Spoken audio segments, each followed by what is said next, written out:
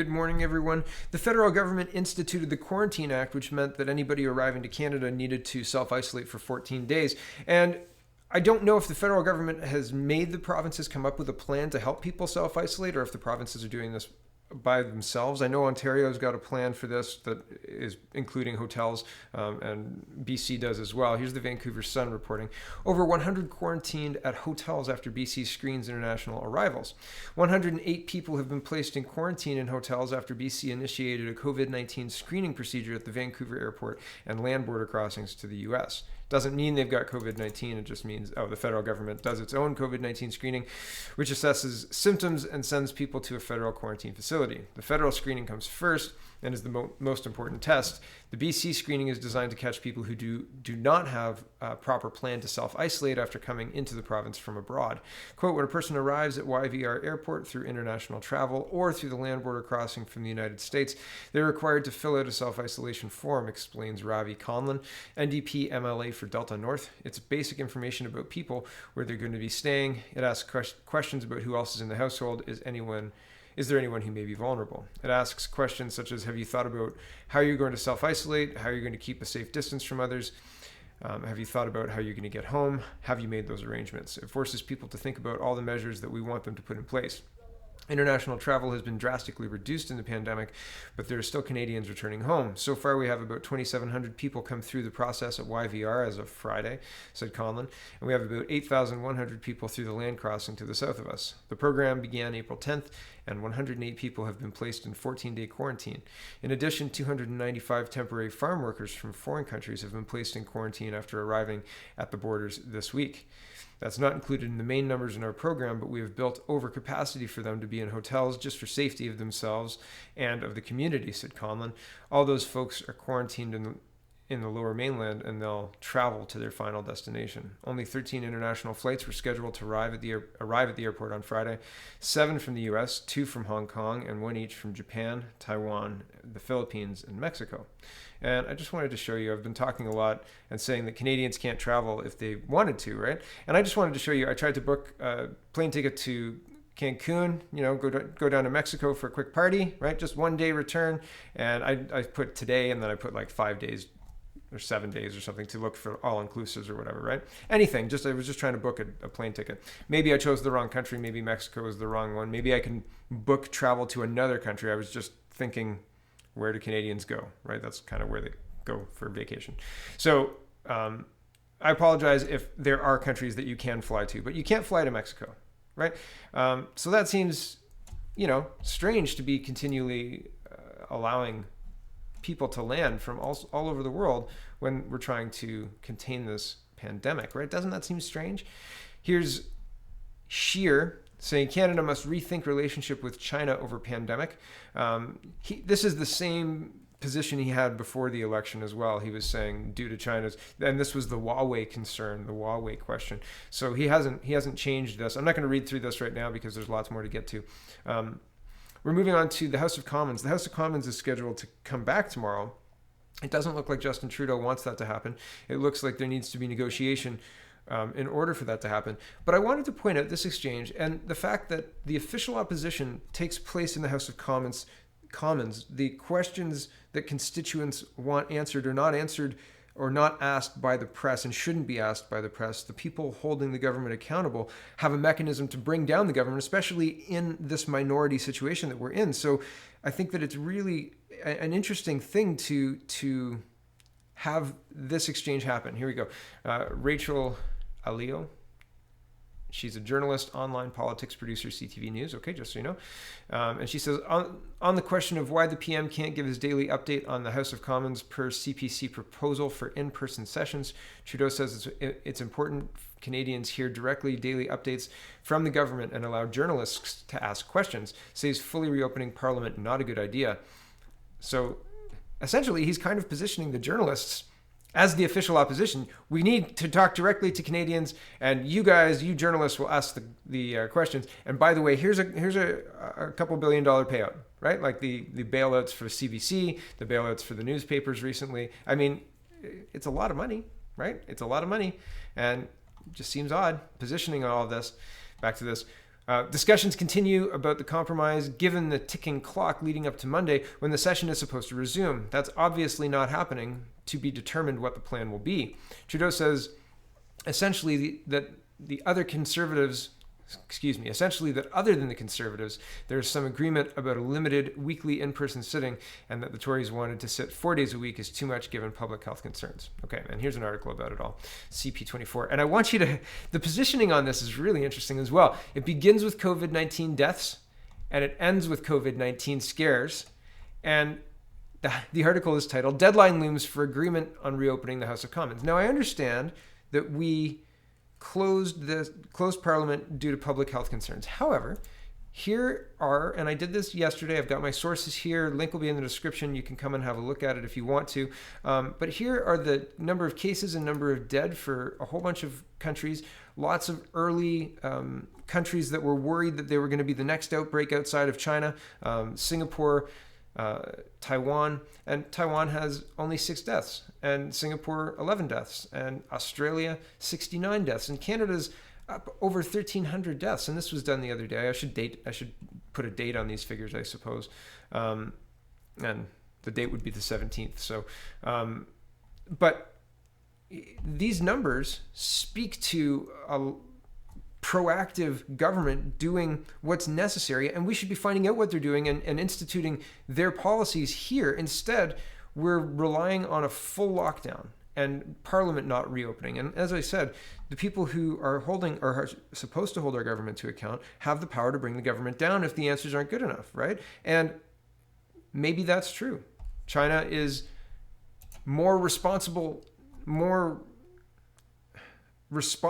bad actions on the world stage now than they were during the Huawei thing, and they're using this to put more pressure, right? And so, I mean, maybe the opposition has an argument. Maybe the opposition can make a good argument and can sway the other parties, but that can't happen if the House of Commons isn't back in session. You see, so that's the problem. But anyway, let's see what CP24 has to say. Deadline looms for agreement on reopening House of Commons. COVID-19 claimed another 160 lives across Canada Saturday as politicians in Ottawa continued to argue over how to conduct business in the House of Commons during the pandemic. The Liberals and opposition parties are still negotiating whether the Commons will reopen Monday and under what terms. If they fail to reach an accord before tomorrow, the Commons will resume business as usual with all 338 MPs and their staff back at work. Prime Minister Justin Trudeau said he was hopeful an agreement would be reached that would maintain current guidelines for physical distancing. Trudeau is proposing one in-person sitting each week with a small number of MPs and extended time for question period. The Liberals are also proposing one additional session be held each week with another lengthy question period, but this one would be held virtually.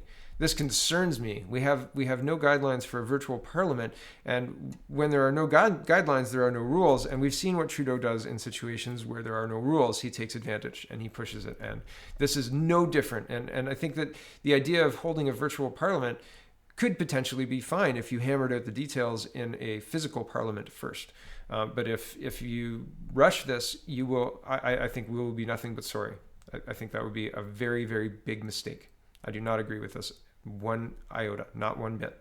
Okay, back to this. Only the Conservatives seem opposed to that plan. Shocking. And I'm kind of shocked that they're opposed to it. I'm glad they're opposed to it. I don't know what their game is. With leader Andrew Scheer demanding 3 in-person sittings per week to hold government to account for its response to the health crisis. It would be like playing hockey. I can't come up with a good analogy right now, so I'm not going to try. But changing the game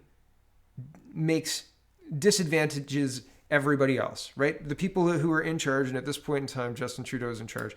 The people who make the rules then just get to write the rules. And no, I don't trust them enough. I don't trust them enough now, right? There's good reason to believe that there are a lot of people who cannot do their job in the position to do their job. Patty Haydu is one. Theresa Tam is another, right? The bad advice, not just mistaken advice, the actively bad advice given by Canada Health has been appalling across the board. And that's frustrating. And so extrapolating that level of expertise out. I mean, look at Catherine McKenna as the climate minister. Are we still discharging raw feces into waterways in Canada? Oh, we are? Oh, right. I mean, and the Harper government was putting a stop to that, right? So regardless, I still don't trust the Conservatives, but back to the article. Except for 2 single-day sittings to pass the emergency aid bills, Parliament has been adjourned since mid-March. It was announced Friday that the Senate, which was to resume Tuesday, will not return until June 2nd at the earliest. While there are signs of some regions of the country may be closer to reopening parts of the economy than others, caution remained the watchword as Canada and the United States moved yesterday to extend the border closure to all but essential traffic for another 30 days. Let us be very clear, we want to be optimistic. We need to be absolutely cautious, Treasury Board President Jean-Yves Duclos said.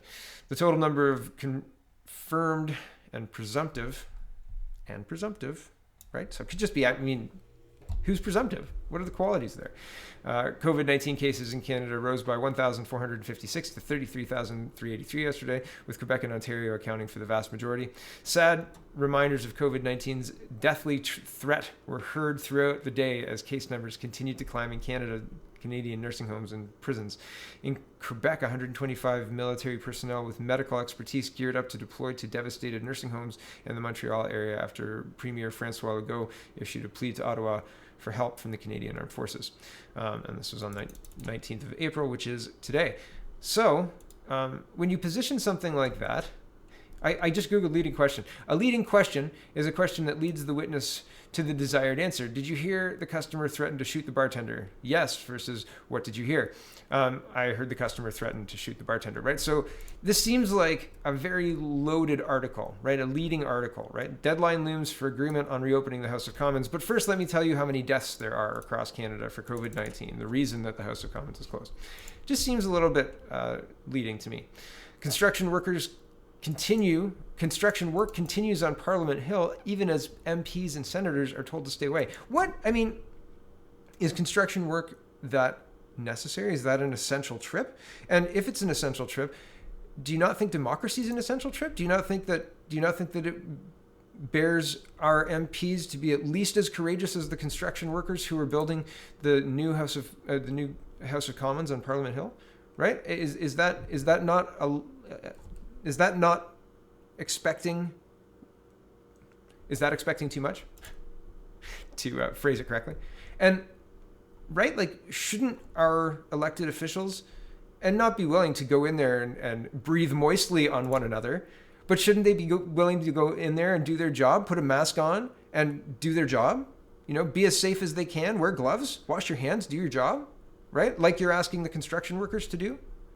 Half of Canadians are unemployed, and the longer this drags out, the longer the House doesn't come back in a whatever protracted state, the longer it takes to negotiate the virtual parliament, if that's the direction they decide to go. And I told you already what I think about that. The longer it takes, the longer these impacts continue. Half of Canadians have seen their employment status change because of the coronavirus pandemic, right? Here's just a quick poll. Around half of Canadians have had their working life disrupted in some way because of the new coronavirus pandemic, including because they lost their job temporarily or permanently, a new poll from Forum Research suggests. So should we expect at least that from our elected officials? Should we expect them to come to an agreement to get our governance moving again? Shouldn't they be held accountable in the House of Commons, which is the correct place and the correct mechanism for them to be held accountable? Shouldn't we demand that when we've got construction workers working on Parliament Hill and, at the Lakeside residence as well? Shouldn't we demand that? I just think that, we should. The last article for today is kind of a meandering one. I thought this was going to give a direction on, like, this is the Globe and Mail. What will Canada's Pandexit? I don't like, this is like the Brexit word, right? Like they just kind of made it up in the press to brand it, right? And that's what they're doing here, Pandexit, whatever. Strategy look like, how officials are deciding when to lift coronavirus lockdowns. And this reads like an explanation of why we're still where we're at. And it reads a bit like, keep doing what you're doing, despite the fact, and it kind of ignores this kind of stuff. It kind of ignores the success other places are seeing, the low death rates other places are seeing. Why are we seeing such a high death rate in Canada? What are we doing wrong? Because we're clearly doing something wrong, right? Anyway, here's the article. I've highlighted a lot of it. It's long. It's kind of meandering. It's a lot of stuff we already know because I've talked about it a lot, right? So anyway, here we go. The article title is "What Will Canada's?" Oh yeah, I've already talked about that. Okay, the discussion about how to begin reopening Canadian society. They use this one a lot too. Canadian society. Canadian, right? Makes me think of like, I don't know what they're trying to evoke there, but it makes me think of not opening the economy, right? Like anyway, it doesn't matter.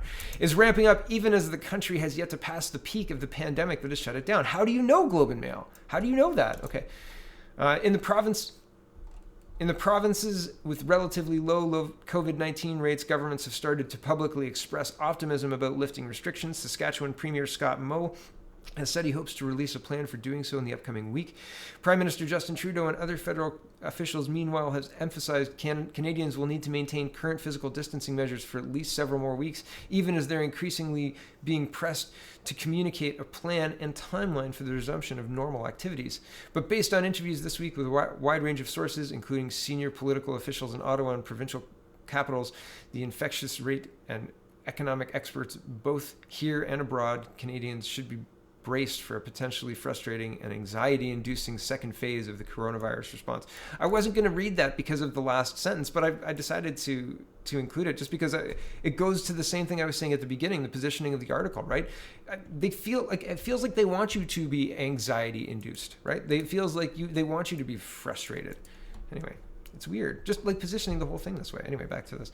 The unwinding of the current measures is likely to be gradual, tentative, and occur in fits and starts. Can you cite? I would love for the article to cite where they're getting that. Are they just making it up? And while the earliest stage, back to the article, of fighting the pandemic has featured a high degree of political, regional, interdisciplinary, and public consensus about the need for strict lockdown measures, the next one could prove to be more fractious as governments are confronted with a wider slate of options on how to proceed, not just when to begin reopening the economy, but what sectors and activities to prioritize as the process begins.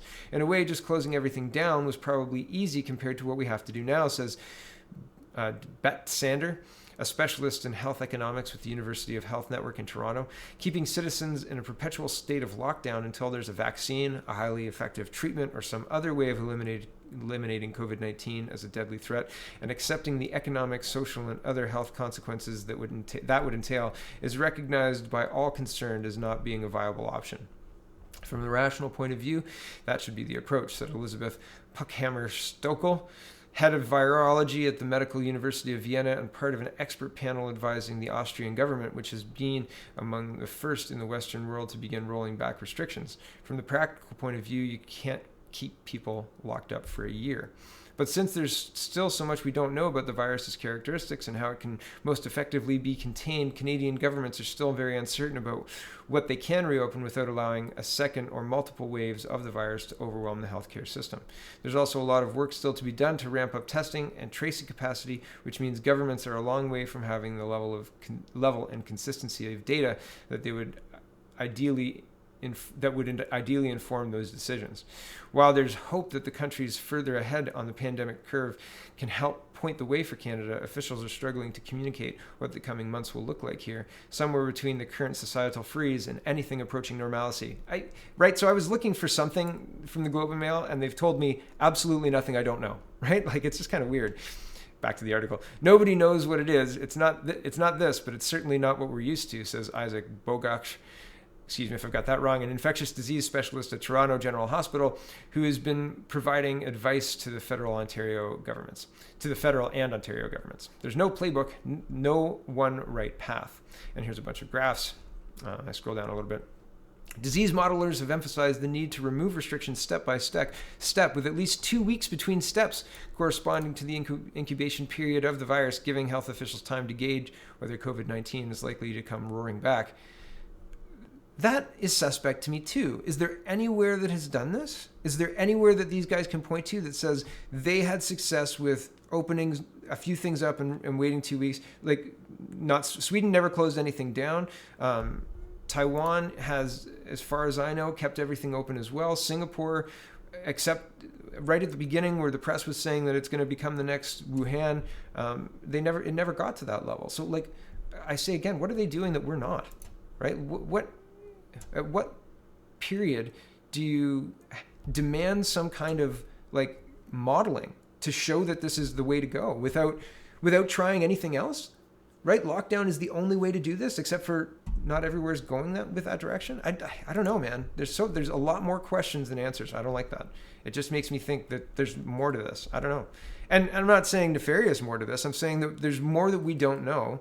And why are we all lining up and saying this is definitely the right way to go when there's no evidence to back it up? And there is evidence to back up masks. There is evidence to back up, public health campaigns, but not necessarily the lockdown. Anyway, back to this. Disease modelers, right? Disease modelers. How many times have they been right, these disease modelers? Or how closely related to the climate models are these disease models? Can we throw them in the trash when these disease models have been proven wrong too? Back to this. Roaring back, yes. Giving health officials time to gauge whether COVID-19 is likely to come roaring back. Back to the article. That would be much easier if the federal and provincial governments are able to work together to rapidly improve the data and other scientific tools at their disposal. Which ones? These tools have been limited in various ways, including by an incomplete knowledge of the virus. For example, it wasn't clear until the pandemic was underway that COVID-19 could be spread by infected individuals who showed no symptoms of illness. Unlike with SARS in 2003, identifying single cases together with immediate contacts wasn't enough to stop community and transmission in Canada. Once that started, with no reliable way of knowing who was infected, the only strategy available to the public health officials was the blunt instrument of population-wide physical isolation to avoid overwhelming the healthcare system. They never tried masks. They said they did the public health thing, but they said masks are useless because they believed that asymptomatic transmission was a conspiracy theory. And Patty Haydu even doubled down on that in press conferences and said, you're spreading conspiracy theories. Oh my goodness, this is a long one. And I've still got a bit more to go. Oh my goodness. Sorry about this, everyone. Considering the vast majority of Canadians have yet to be infected and the fact that there's still uncertainty around whether people who have had the virus are subsequently immune, reopening the economy before a vaccine emerges will likely require a combination of new approaches to protect a highly vulnerable population. We'll really have to have good surveillance systems at the population level, says Joanne Langley, a professor of pediatrics at Dalhousie University who specializes in infectious disease. This is talking again about the Apple and Google stuff. I'm just going to skim over this now because I've got to go because this is too long already. All that Ottawa will say for now is the overall technique holds promise, and they say, we've got to have highly contingent on measures taken by developers to protect privacy and security of users. To date, over 500,000 tests have been performed in Canada, 14 per 1,000 people. That's higher than the United States, but below Hong Kong, which managed to avert a large outbreak, and Germany, which is slightly ahead of Canada in its infection curve, and now seeing a decline in new cases. Again, how do you know? How do you know Germany's ahead? What information do you have that says that Germany's ahead? And if you could cite that data, that would be very helpful. In order to understand the impact of more relaxed distancing measures, epidemiologists say the testing should be conducted frequently across a representative sample of the population, as opposed to just testing people known to be high risk with sample sizes in the thousands. Are you ready for testing every day at work? You come in and you beep a thing, right? Beep, and they test your blood or whatever to go to work? No. Are you ready to have an app grant you access to the grocery store because you've got an up-to-date test? Nope. No thanks. No thank you. Back to this. Not surprisingly, Canada has faced supply chain issues, including scarcity of nasal swabs used. Can you imagine having a nasal swab before work? Here, stick that up your nose there, Frank. Okay, thanks, buddy. We'll let you know by 3 o'clock if you've got COVID. Nope, thanks. Anyway, back to this. Scarcity of nasal swabs used for most existing tests that have prevented it from bringing its testing capacity to the required level. There's now a push to develop faster, more portable tests, but in addition to questions around the ability to obtain them at scale, their reliability also still needs to be determined. Yeah, and Health Canada has dragged their feet on approving tests and stuff. Amid all these remaining unknowns, computer models who've been busy trying to project the timing and height of the initial wave of the pandemic are now turning their attention to how to move to the next phase. This often means modeling how to divide the larger population into segments and allowing some of these segments to have higher levels of interaction. Sounds like that prisoner experiment, was it the San Francisco prison experiment where you just take half and you guys have you're the guards and you're the prisoners, right? And you just watch and see what happens. Scary. These models allow policymakers to explore various scenarios. For instance, what might happen if elementary schools were allowed to reopen ahead of high schools and middle schools, freeing up parents to keep their kids occupied at home, which is what Denmark did this week. All models must rely on certain assumptions, however. In this case, those include how much children drive transmission of the virus, the amount of interaction between kids and more vulnerable groups such as grandparents, and how comfortable parents might be with letting their kids leave the house. So social science studies are equally important at this stage to help ground the models with cultural context and other realities. Yeah, I mean, like that comes into play. I've heard pushback in Denmark because they're like, you're using our kids as guinea pigs, like in the world. You're like, yeah, let's try this and see what happens. And I hope your kids don't die. And yeah, that's a valid concern, right? So, I mean, what do you do? What do you do? Do you let the economy get completely decimated? Do you just watch it dive and cower in our houses forever? Or do you open everything back up? Or do you let children go back to school? Or do you put controls on old age homes? I don't know the right answer, but I know that draconian communism is not the only way to solve this problem. There has to be another way, and we have to demand it, and we have to figure it out, because we can't live locked up in our houses buying from Walmart for the next 60 years. It's not going to work. It's just not going to work. The economy will not bear it. It's just not going to work. You can't sit in your house and do nothing. So I don't have the right answer. I'm just saying there's a lot to consider. And my goodness, how do you go about opening up something like this? How do you and how do you do it responsibly, and how do you do it in a way that will have the public's approval and support, right? It's crazy, right? But it needs to happen. Back to the article, similar approaches can look at the impact of loosening restrictions on relatively large or small impact of labor force, but while modelers might help determine how much additional contact can be allowed across entire jurisdictions, it will still be left to governments to decide which sectors to prioritize, who returns to work and when, and those decisions could still be highly contentious. And yeah, and I mean, there's a lot more to this article. I just don't have time, but we're back to needing government to be brave enough to come back and do their job, right? You need to be held accountable in the House of Commons. You need to have the conversations and ideas floated in the right spots, not just a one